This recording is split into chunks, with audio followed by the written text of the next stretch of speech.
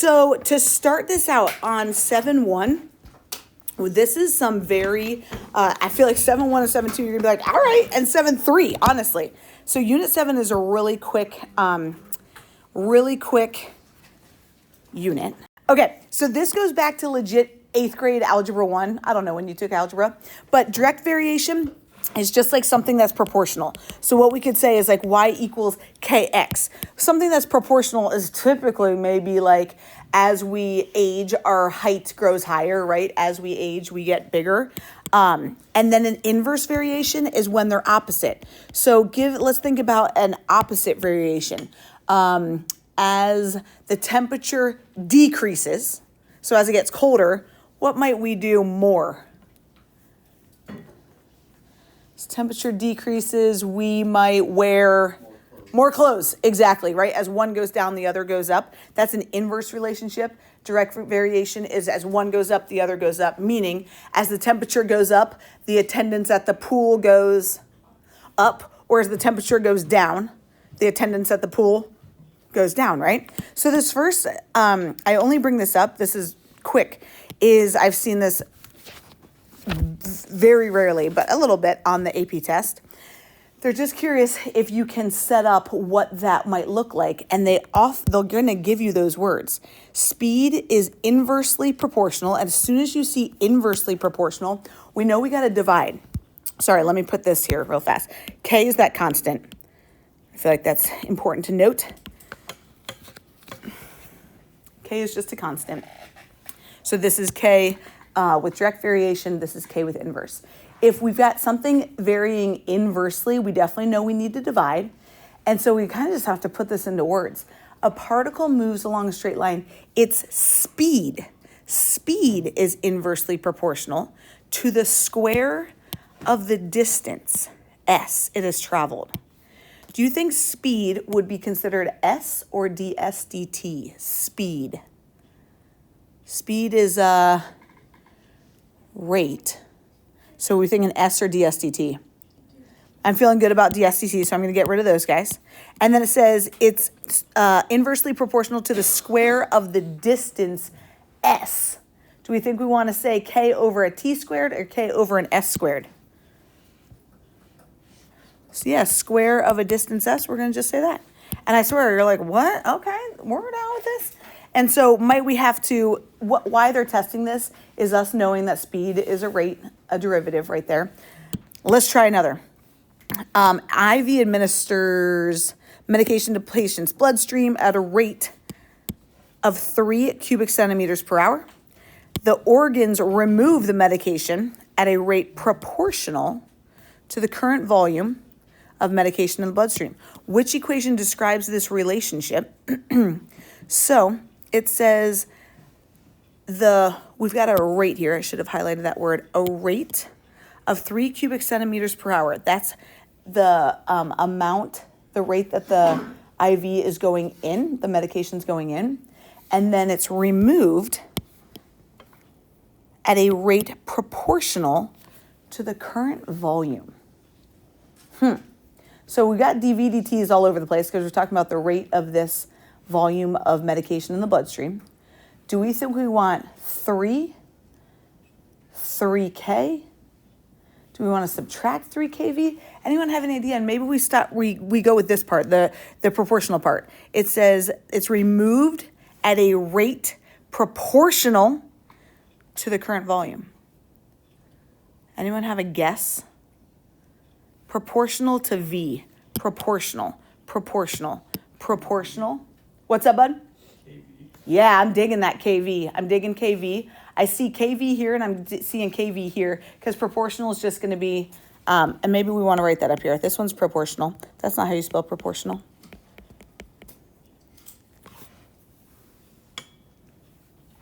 With the direct variation. Are we digging? Which one are we digging? We want to multiply that KV by -3 if the IV is administering the bloodstream at that rate, and then it's removing at that proportional rate. What do you think? A or B? A. I dig it as well. Again, if you're kind of struggling with these, this is not a huge topic. Literally, it's just this first page, and then we're moving on. So I just wanted us to see it, expose us to it. It's not a big deal. Puppy gains weight inversely proportional. We know we need to divide to its age in months. Puppy gains weight inversely proportional. So, which equation describes this relationship? Puppy gains weight inversely proportional to its age. Which two could we get rid of if it's inversely proportional? A, C. Yeah, we're saying we want to divide, right? So we're getting rid of A and C, I think I heard people say. Okay, which one do we want to divide that by? Yeah, we're dividing by that T. I agree, we're dividing by that T. Let's try one more. Ooh, the warming or cooling rate of a drink is proportional. So I'm getting rid of this. Because these are inversely proportional, and they didn't say inverse. To the difference. Difference what means what in math? Nice. We are subtracting. Both of these have subtracting. The ambient temperature and the current temperature of a drink. The difference between, the order matters. Difference between ambient temp, which is T sub A, and current temp. Okay, these both say T sub A minus T. Okay, that's not helpful. Is there anything different to these? Does it say rate? Yes. It sure does right here. Boop. So we're saying D. This is a great question. Oh, this is probably why I put this on here. Whew. Take your time on this because this was from the AP test. If P of T is the size of a population, which one of the following describes linear growth in the size of the population? Wow. Say that again? Oh, okay. So this one, I think that this is kind of hard. They're all DPDTs. I'm wondering if I left off a DPDT over here because this doesn't have anything equals it. My bad. But it says that they're talking about which one describes growth.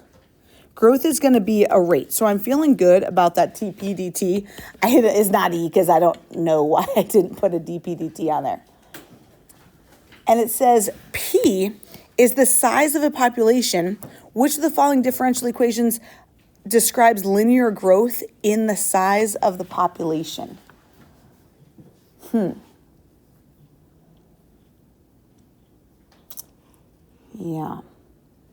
I think this is hard. Anyone have a guess? I don't blame you for that guess. No. Here's why. It's A, because guess what? You just said this was the rate.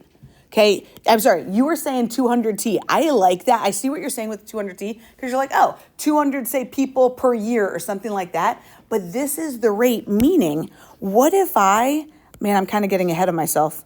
If this is dPdt, this is really like 7.4, what I'm looking at right now. Whose derivative would be dPdt? I heard it. Someone said it. Just P, right? The derivative of P with respect to time would be dPdt. And again, this is 7.4. You don't have to be ready to do this. Whose derivative is 200? 200 what? Oh, yeah, perfect. And I'm going to just use a T. I heard 200 tax. And I was like, we are getting close to tax season.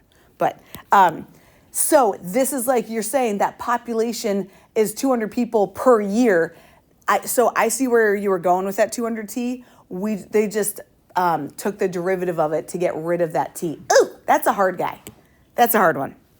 Again, I don't want to lose sleep over that. This is literally the one question I found in the 50 years of tests that I've gone through. So I'm not going to lose sleep over it. And we aren't quite confident with this skill yet. We're going to get there. So don't you fret. Let's practice some of our derivative rules. And what we're going to see, I'm going to just dabble in differential equations a little bit. Differential equations. And if you go the math engineering route, you're going to have to take an entire course just on differential equations, or they call them DiffEQs. And so we're going to just dabble in them. We're going to be a little surface. We're not being too surfacey, but you can go way further in them with different math courses. But we'll get exposed to them a little. So this says verify. I don't know if you remember from pre-calc when we had to verify using like Pythagorean identities and stuff. That tangent was sine over cosine, and we had to plug in all these things. This is the same. This is saying, hey, if this is my function, go prove that the second derivative plus 4 times that first function equals 0. You're like, what? All right, they want us to go find my second derivative. Let's go find y prime. This is a good little reminder. Derivative of 4 cosine. Close. Derivative of cosine? Negative sine. So it's going to be negative 4 sine of my angle times the derivative of that angle. Yeah, that was a little chain rule right there.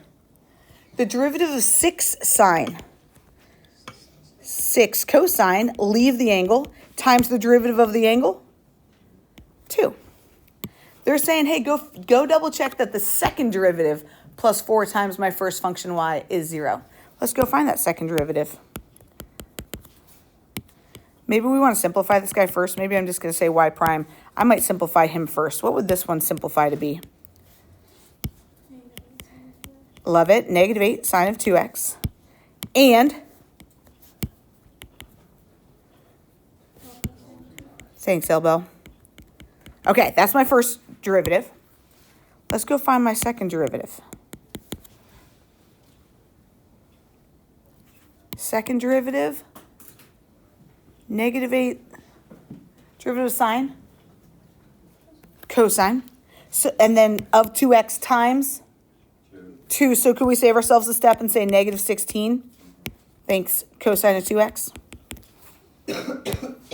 And then what about the derivative of 12 cosine? 24 sine of 2x. Love it. So close. What sign goes in front of it? Right, because the derivative of cosine is going to be negative. Love it. Negative 24 sine of 2x. You guys, they're saying verify that this second derivative plus 4 times that first function gets me 0. So why don't we just go add 4 times this first function to this? What would 4 times 4 cosine of 2x get me? 4 times the 4? 16. Cosine 2x. Mr. Wyan, how are you? Okay, you guys, we did 4 times that guy. What about 4 times this guy? 24 sine. Yeah, the angle's not going to change. We'd have 24 sine of 2x. You guys, if I add those up, am I going to get 0? Negative 16 at cosine of 2x? Positive 16 cosine of 2x? Negative 24 sine of 2x? Ooh, do we get 0? Yeah, we're like, cool. I'm just going to give myself a little check mark. Honestly, I just think that this is a good review of taking derivatives. You know what I'm saying? It's like, did we do that right? If we didn't get 0, we didn't take our derivatives right. So that's good practice. Okay. Let's check this. Oh, I got rid of everything. Let's go check this guy out. Rowan asked me to record our class so that I could post it right after class, and then he and Marge could do it in the airport. So this is what they're listening to today. You guys determine whether the given function is a solution to this differential equation. What? So we got 3 different things going on here. They want to know, is f double prime, if this was f, minus f of x going to get me 0? This is a good cosine reminder. Let's go find f single prime. What's f prime? Derivative of negative cosine. Sine, look at you. Boom. What about my second derivative? Yeah, derivative of sine is cosine. Then this is asking, is my second derivative minus my function equal to 0? Is my second derivative minus my function equal to 0? No, wouldn't it be cosine minus negative cosine? What's that going to get me? Yeah, that's not equal to 0. That's going to get me 2 cosines. 2 cosines are not equal to 0. So that first one, we're going to say, Again, B is a good reminder of what's going on with the derivative of 2e to the negative x. Let's go find that derivative, meaning good derivative practice. Derivative of 2e to the negative x. Derivative of e's, we love them. It's just 2e to the negative x. What do we need to multiply by? Yeah, that derivative of the exponent. So Kiki just simplified it. She said negative 2e to the negative x. I agree, Key. I'll go find my second derivative. Nice. She's like, well, it's still going to be negative 2 e to the negative x times the derivative of my exponent, which is a negative 1. A negative times a negative is a positive. Now is taking my second derivative minus my first derivative going to get me 0? Yeah, is 2 e to the negative x minus 2 e to the negative x going to get me 0? Yup, I dig it. So I'm down with B. B's gooch. And then, can we figure it out if k is just a constant? What's the derivative of k e to the x? Just picture that as 8 e to the x. K e to the x. So f prime is just k e to the x. What's the second derivative of that? The derivative of 8 e to the x is still 8 e to the x. Oops, I wrote an 8. K e to the x. Is that one going to fit? Second derivative minus my function? It's going to get me 0? I agree. I'm down with B and C. So now this says, hey, here's our function. Which of the following is the solution to which of the following? So this is a little guess and check. But look what it's saying. It's saying, if here's y, is y prime minus 6 of those y's minus 30 going to get me 0? This is a little guess and check. Could we go find y prime? We can do it, y'all. We can do it. What is y prime? Derivative of 2e to the 6x is 2e to the 6x times 6. What about the derivative of negative 5?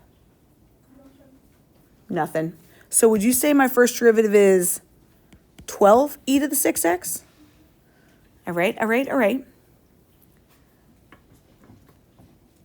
For time's sake, I want us to start, let's just test out this a. Let's test it out.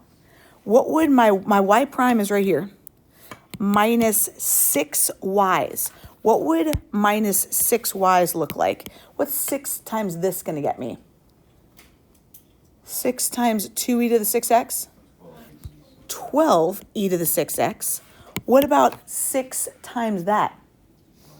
Minus 30. Oh, should I be writing this out? Let's see. So you're saying, so if that's my y prime, we'd say y prime minus 6y minus 30 is 12e to the 6x minus 6y's. I got you. Thank you. Okay. So what I just did is I just plugged in this to my y prime here, minus 6y's, and then I did my minus 5, right? Did I do that right? No. Doesn't that need to be a minus 30?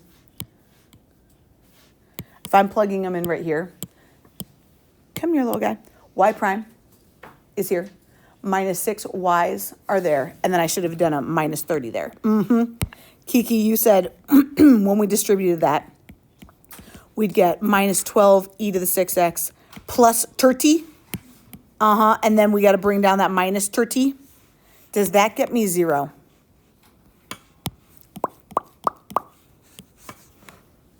Worked out. So just for time's sake, because this was a guess and checker, we'd have to go do 2 times that. If we didn't get it, we'd have to plug it in for each of them.